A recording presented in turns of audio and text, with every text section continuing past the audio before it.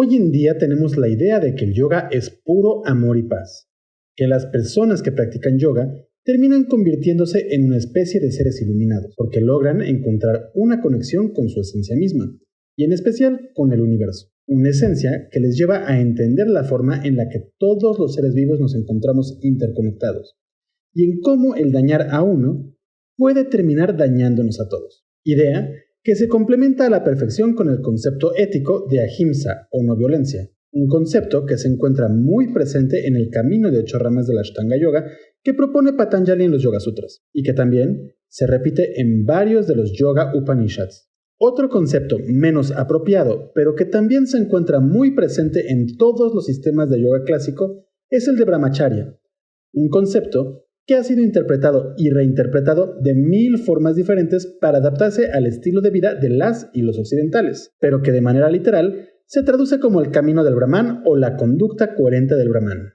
Pero como el yoga se popularizó radicalmente durante el verano del amor, digamos que solo se refiere a una moderación en ese tema. Y a pesar de que la filosofía del yoga habla de una vida libre de violencia y con moderación sexual, debes saber que esta disciplina fue prohibida justamente porque sus prácticas fueron consideradas algo violentas. También fue prohibida porque atentaba contra la moralidad y las buenas costumbres gracias a sus prácticas sexuales.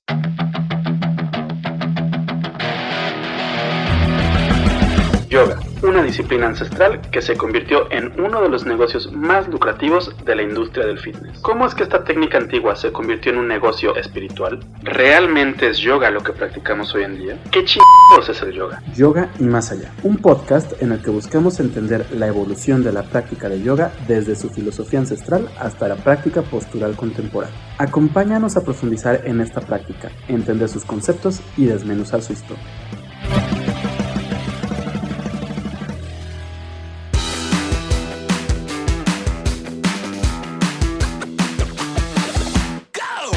Bienvenido, bienvenida a Yoga y Más Allá, el podcast de Yoga Nidra MX en el que buscamos diseccionar la historia, la filosofía y la práctica tradicional y contemporánea de yoga desde una perspectiva ligeramente más crítica, con la finalidad de que nuestra práctica sea lo más informada posible y libre de la violencia de la apropiación cultural.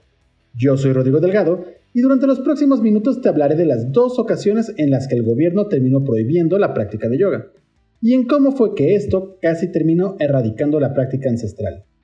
¿Por qué lo prohibieron? Bueno, básicamente por las implicaciones violentas y sexuales de la práctica. Tal y como lo escuchaste, en algún momento se pensó que las personas que practicaban yoga no eran esas personas llenas de amor, paz y pachamama que conocemos hoy en día, sino que eran mercenarios violentos que lucharon junto a los revolucionarios musulmanes. Difícil de creer. Sí, yo sé que suena difícil de creer, pero lo más interesante es que esa creencia que se tenía estaba basada en la realidad. Para poder explicarte esto a detalle, lo primero que haremos es hablar de la estrecha relación entre el Islam y el yoga, una relación que duró algunos cuantos siglos y que permitió que yogis y musulmanes se radicalizaran hasta ser vistos como seres violentos. Y no te vayas haciendo ideas basadas en los prejuicios actuales que tenemos sobre el Islam. Después hablaremos brevemente del proceso de colonización europea de la India, y entraremos en el tema de la rebelión de los sannyasis. Continuaremos dando un breve repaso sobre la llegada del yoga a Occidente y nos introduciremos en el Estados Unidos de los intocables, para explicar cómo es que el yoga terminó siendo visto como una especie de secta sexual. Así que acompáñame en este extraño e interesante recorrido a través de la historia del yoga. El yoga y el Islam. Antes de empezar a hablar de la primera prohibición del yoga, es bueno que hablemos brevemente sobre la relación que tuvieron el yoga y el Islam. El por qué es tan importante hablar de esto lo entenderás un poco más adelante. Pero vamos por lo primero. En el año 711 de nuestra era, los árabes invadieron la región de Sindh, en lo que hoy es Pakistán. Para los siglos XI y XII, los túrquicos y afganos invadieron diferentes territorios del subcontinente indio, dando paso al sultanato de Delhi, mismo que duró varios siglos, manteniéndose como un estado pluricultural. En 1525, Zahir-ud-Din Muhammad Babur, mejor conocido como Babur, tomó el sultanato y fundó el Imperio Mogol. Babur, quien afirmaba ser el 14º descendiente de Gengis Khan por herencia materna, recibió una gran educación en los aspectos culturales y militares. El punto es que Babur se dedicó a invadir diferentes ciudades hasta que decidió lanzar sus primeras incursiones en el subcontinente indio en 1519. Poco a poco fue ganando terreno hasta que logró entrar victorioso a Delhi, dando inicio al Imperio Mogol. Y aquí debemos hacernos una pregunta. ¿En qué chingados se relacionan el Imperio Mogol y el yoga? Como ya lo mencioné, el Imperio Mogol se asentó en territorios indios, y a diferencia de muchos otros imperios, en este sí hubo una libertad de culto, lo que permitió que musulmanes e hindús convivieran continuamente. Un dato importante para esta historia es el hecho de que dentro del Islam hay una dimensión espiritual conocida como sufismo, una especie de misticismo islámico que se interesa en llevar la espiritualidad a la práctica. El punto aquí es que los sufís se interesaron mucho en las técnicas del Hatha Yoga premedieval y medieval, y por lo mismo empezaron a adoptar las prácticas de la India para poder aplicarlas dentro del sufismo. De igual forma, los yogis adoptaron algunos de los elementos y prácticas sufís, creando una sinergia espiritual. Como dato curioso, el interés de los musulmanes por las enseñanzas del yoga y del hinduismo fue tal que el hijo del emperador, Shah Jahan, le pidió a Dara Shikoh que realizara una traducción al persa de algunos Upanishads, misma que estuvo lista para 1640. Traducción que después permitiría que los Upanishads llegaran a Occidente. La relación entre ambas disciplinas o doctrinas fue tal que en ambas se pueden encontrar el concepto de la asceta o renunciante, los sannyasis en el caso del yoga y los fakires en el sufismo islámico. Pero, ¿esto qué tiene que ver con la prohibición del yoga? Para responder esta pregunta es necesario que hablemos muy brevemente sobre el proceso de colonización europea de la India. La colonización europea de la India. Desde siempre, el mundo occidental se ha sentido atraído por los tesoros que se encuentran en el Oriente. Sin embargo, ese interés se potenció durante el siglo XVI, cuando los navegantes portugueses llegaron a China y a la India para abrir relaciones comerciales con estos países. De esta forma, se asentaron en la India, donde se fueron haciendo de terrenos, especialmente en puertos, para poder crear un emporio de exportaciones.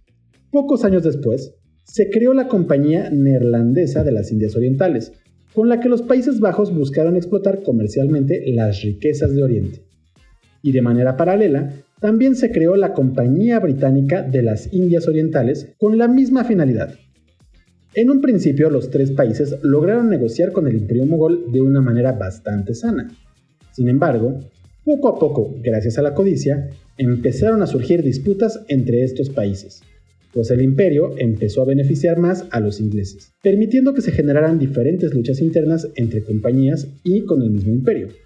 Los portugueses realmente no se entrometieron mucho en el conflicto, pues solo buscaron mantener sus tierras y continuar con su comercio a menor escala. Pero las tensiones terminaron obligando a los neerlandeses a retirarse, permitiendo que la compañía británica creciera su influencia en la India. Esto creció las tensiones entre los británicos y los árabes. Entre todas las batallas, la más importante fue la batalla de Buxar, en la que participaron sannyasis y fakires defendiendo al imperio mogol. Recordemos que los sannyasis son los renunciantes por parte del yoga y los fakires por parte del islam. La batalla es importante, porque al ser derrotado el ejército mogol, el emperador Shah Alam II se vio obligado a firmar el Tratado de Allahabad, mismo que le daba todo el control gubernamental a la Compañía Británica de las Indias, dejando a la figura del emperador como una figura simbólica de gobierno. Y fue así que el 16 de agosto de 1765, la India empezó a ser manejada por la compañía. Ojo, cabe recalcar que estoy dando un muy breve resumen y que la historia real es muchísimo más compleja que esto. Y ahora sí, es momento de hablar de la primera prohibición del yoga. La rebelión de los sannyasis. Desde antes de la batalla de Buxar, diferentes grupos de ascetas, sannyasis y fakires solían realizar peregrinajes anuales a diferentes regiones de Bengala, y en el camino cobraban pequeñas contribuciones a los zamindares, es decir, a los aristócratas y campesinos ricos. Las cuotas eran voluntarias en teoría, pero los contribuyentes se sentían obligados a realizarlas por el trasfondo religioso de las mismas. Sin embargo, una de las primeras acciones de la Compañía Británica al asumir el poder fue la de elevar los impuestos, sobre todo en las regiones de Bengala, Bihar y Orissa. Esto fue un golpe muy duro para los zamindares y campesinos de Bengala. por lo que decidieron pedir una exención al gobierno para poder pagar las cuotas de los ascetas. Pero la compañía negó esa exención, obligándolos a dejar de pagar las contribuciones a los renunciantes. En aquel entonces ya existía una fuerte tensión entre Sannyasis y la compañía, derivada de la misma batalla de Buxar, y la alza de los impuestos fue la gota que derramó el vaso. Los renunciantes empezaron a organizarse y a agruparse, y el 30 de noviembre de 1970, el general Barker mandó una carta al presidente del comité selecto en el que hablaba de una asamblea de 10,000 Sannyasi fakires armados en Benares, quienes tenían toda la intención de pasar por Bihar y Bengala. El gobierno claramente empezó a tener miedo de estos monjes, y por lo mismo mandó a ejecutar a 150 monjes sin motivo aparente en 1771. Al año siguiente, el fakir Manjur Shah mandó una carta dirigida a quien consideraban la reina de Natore, en la que hablaba sobre la larga tradición del peregrinaje de los ascetas y quejándose de la matanza que tuvo lugar el año anterior. Además, termina la carta solicitando ayuda de la siguiente forma. Anteriormente, los fakires mendigaron en grupos separados y sueltos, pero ahora todos estamos reunidos y mendigamos juntos. Desagradados con este método, los ingleses nos obstaculizaron la visita a los santuarios y a otros lugares. Esto no es justo. Usted es gobernante del país. Somos fakires que oran siempre por su bienestar. Estamos llenos de esperanza. Pero la compañía no permitió que la reina actuara, y las tensiones siguieron creciendo y creciendo. Fakires y Sannyasis empezaron a sublevarse en diferentes batallas y a realizar actos de bandolerismo en contra de los comerciantes ingleses. Ante las revueltas, la compañía terminó promoviendo una imagen negativa de los Sannyasis, describiéndolos como seres salvajes y violentos, lo que permitió que las crónicas que llegaban a Occidente retrataran a unos salvajes que practicaban yoga, más específicamente el Hatha Yoga. Y en las ciudades indias también se empezó a despreciar a los Hatha Yogis. De hecho, en varias ciudades se prohibieron los actos de mendicidad por parte de los Sannyasis, quienes solían pedir limosnas mientras realizaban proezas corporales ofreciendo su asana. ¿Cómo? Básicamente, los Sannyasis adoptaban una postura que parecía imposible y la mantenían durante horas en plazas públicas, ofreciendo la postura y el sufrimiento durante la misma a Dios, mientras pedían limosna. Esta prohibición llevó a los yogis a reducir sus filas hasta casi desaparecerlos. Al final, la revuelta de los Sannyasis, como se le conoce a esa época, fue la que llevó a la corona británica a destituir a la compañía, asumiendo el gobierno oficial de la India. Pero esto no redujo el desprecio que tenían hacia el yoga, sino que lo mantuvo tan firme como se había quedado. De hecho, esa imagen negativa y destructiva se mantuvo hasta la primera mitad del siglo XX, y fue la razón por la que Vivekananda rechazaba energéticamente las prácticas del Hatha Yoga y solo enseñó su interpretación de los Yoga Sutras de Patanjali, aunque aquí entre nos, algunas de sus enseñanzas sí fueron influenciadas por el Hatha Yoga.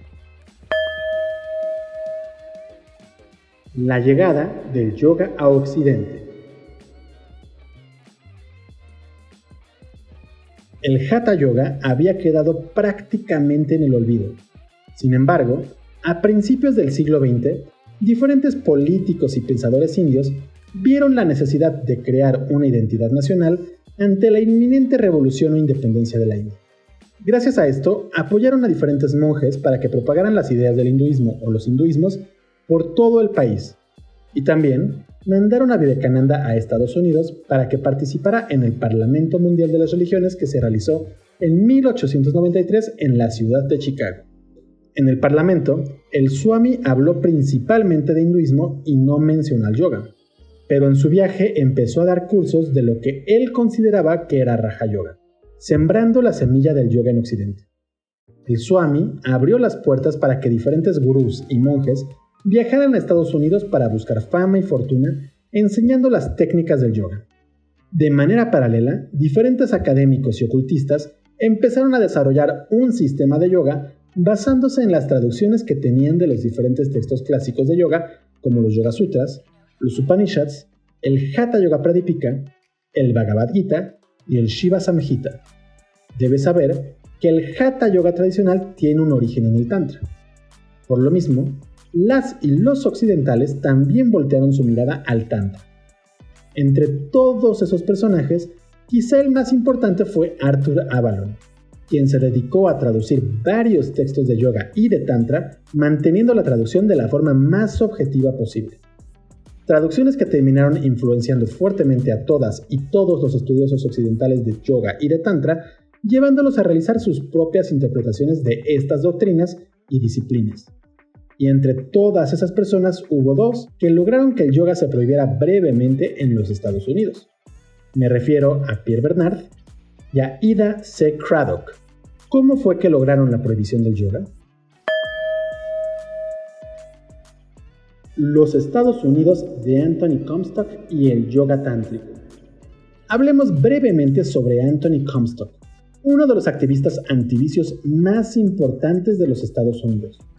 Un republicano que luchó en la Guerra Civil estadounidense y que trabajó durante algún tiempo para la Young Men's Christian Association, mejor conocida como YMCA, y después se convirtió en un inspector del servicio postal. Aquí lo más importante es que los principios cristianos de Comstock lo llevaron a obsesionarse con la moral y enojarse con la forma en la que la sociedad estadounidense estaba perdiendo los valores. Fue por eso que en 1873 fundó la New York Society for the Suppression of Vice, o la Sociedad Neoyorquina para la Supresión del Vicio. Y a través de esta organización, Comstock decidió presionar al gobierno de los Estados Unidos para crear leyes que impidieran que se propagara el vicio y la depravación. Fue así que en ese mismo año logró que se aprobara la Ley Comstock, misma que prohibía cualquier método de producción o publicación de información relacionada con la obtención del aborto, la prevención de la concepción y la prevención de enfermedades venéreas. Pero los esfuerzos de Comstock no se quedaron únicamente ahí, sino que se dedicó a perseguir a cualquier persona que pudiera relacionarse con la pornografía o fraudes comerciales. Incluso logró cerrar la Lotería de Luisiana, que era la única lotería legal en el país y que era conocida por su corrupción. Mientras que Comstock se dedicaba a erradicar el vicio en las calles, Pierre Bernard e Ida Craddock empezaban a interesarse en las enseñanzas del yoga tántrico, o lo que ellos entendían que era el yoga tántrico. Ida Craddock fue una escritora y librepensadora que dedicó su vida a defender los derechos de las mujeres.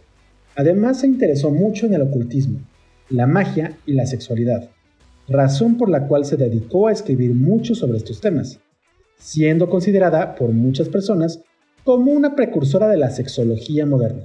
Craddock, al igual que la mayoría de ocultistas de la época, se terminó interesando por los textos yógicos antiguos y al final terminó interesándose fuertemente en una técnica muy avanzada llamada Vajroli Mudra.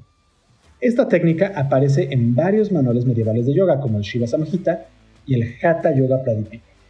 ¿Y en qué consiste el Vajroli Mudra?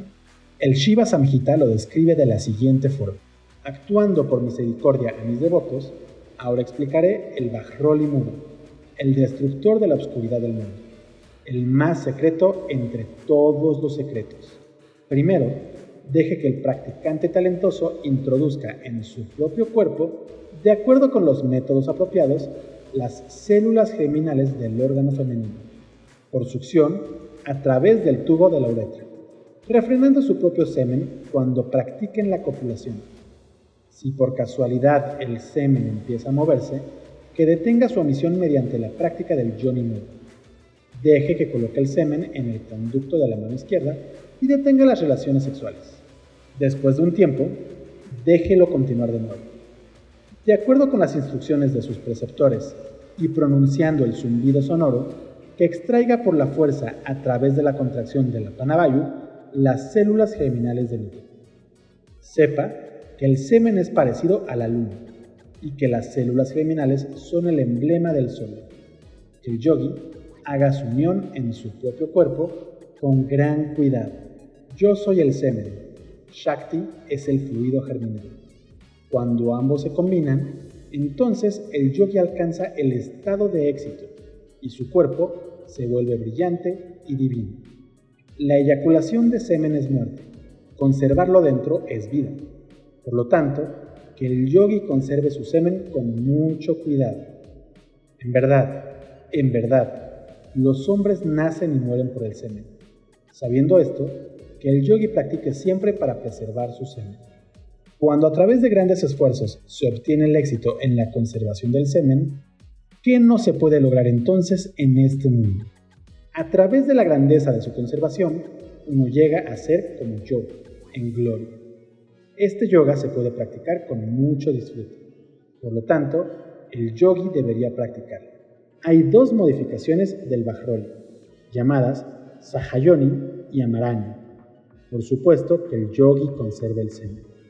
Si en el momento de la cópula el bindu se emite a la fuerza y se produce una unión del sol y la luna, entonces déjelo absorber esta mezcla a través del tubo del órgano masculino. Este es Amarani. El método por el cual el bindu en el punto de emisión se puede retener a través del yoni mudra se llama Sahayoni. Se mantiene en secreto en todos los tantras. En resumen, podemos decir que el Bajroli mudra consiste en una práctica sexual en la que el hombre absorbe los fluidos de la mujer a través de la uretra, evitando derramar sus propios fluidos. Esta práctica le brindará poderes a quien lo practique. ¿Absorber los fluidos? Sí. En el Hatha Yoga Pradipika se explica, como preparación para este mudra, que el hombre debe de introducir un tubo en la uretra y aprender a absorber el agua a través de este. Por cierto, cabe señalar que el Bajroli mudra es mucho más complejo de lo que se describe en el Samhita y que su teoría se retoma en diferentes tratados y Upanishads. Sin embargo, Ada Craddock quedó fascinada por el mudra y se dedicó a practicarlo como parte de rituales de sexo mágico. Así que fundó la Church of Yoga o Iglesia del Yoga y en ella buscó enseñar el Bajroli mudra a quienes asistieron. Al final, Comstock terminó acusando a Craddock por violar la ley Comstock, llevándola a juicio y sentenciándola a la cárcel, lo que terminó llevando al suicidio de la escritora. Por otro lado, Pierre Bernard estudió yoga y tantra de un supuesto monje que llegó a Estados Unidos incluso antes que Vivekananda, pero la realidad es que no existe un registro de un tal Silvais Hamati. Más allá de eso, Bernard se volvió popular gracias a que realizó el Kali Mudra en público y ante un grupo de doctores. Kali Mudra es una técnica que consiste en bajar de manera consciente los signos vitales para entrar en una especie de trance de la muerte. Básicamente, parecería que quien lo practica está completamente muerto. El punto es que Bernard se dedicó a inaugurar diferentes grupos o sociedades, entre las que se encontraba la Tantric Order of America, una organización iniciática en la que buscó enseñar todo sobre el Tantra. Y aunque el verdadero Tantra tiene muy poco que ver con lo sexual, con excepciones como el caso del Bajroli mudra, Bernard terminó enfocando sus enseñanzas únicamente en este aspecto del Tantra, creando la imagen de que todo el Tantra es de índole sexual. Pero eso no sería importante si no fuera porque al final, Bernard terminó involucrándose en un escándalo de abuso sexual. Escándalo que llegó a la prensa y que junto al caso de Ada Craddock permitió que se creara una imagen perversa del yoga, pues se pensó que el yoga no era más que depravación sexual. Escándalo que terminó en una edad oscura para la historia del yoga, pues las y los yogis tuvieron que esconderse por algunos años para practicar y evitar ser juzgados por la estricta ley Comstock. Claro, con el tiempo y gracias a la creación del yoga postural y al interés de los grupos intelectuales por lo oriental, esta idea de que el yoga era algo sexual terminó desapareciendo, lo que permitió que para los años 50 se viviera un nuevo renacer de la escena del yoga en Estados Unidos. Podríamos decir que en ningún caso se prohibió el yoga de manera oficial, pues no se redactó ninguna ley en la que se condenara la práctica, pero lo que sí podemos decir es que la práctica quedó relegada gracias a la manera en la que el gobierno actuó en contra de las personas que se dedicaron a la práctica, ya fueran sannyasis en la India o simples ciudadanos o ciudadanas en Estados Unidos. Y como podrás ver, esa imagen del yogi o yogini pacífica o pacífico y llena de amor es una imagen bastante reciente, pues fue una creación que se dio gracias a la popularización del yoga y la meditación durante la época de los hippies y el verano del amor. Aunque aún así, también hubo mucha violencia dentro del yoga, especialmente en la escena creada por Osho, pero ese es tema para otro momento. Por lo pronto solo me queda invitarte a visitar nuestra página web www.yoganidra.com.mx si quieres conocer más sobre historia y filosofía clásica y contemporánea del yoga. En el portal También podrás encontrar información sobre diferentes posturas, así como una buena colección de manuales medievales, Upanishads y demás textos clásicos en español. Si quieres mentarme la madre o dejarme algún comentario, puedes hacerlo en la plataforma de podcast donde nos escuchas o también en nuestra página web en la sección de podcast Yoga y Más Allá. Y también puedes hacerlo en nuestras redes sociales. Nos encuentras en Twitter, Facebook, Instagram, YouTube e incluso Pinterest como Yoga Nidra MX. Yo soy Rodrigo Delgado y te espero en el próximo episodio de Yoga y Más Allá. Hasta pronto.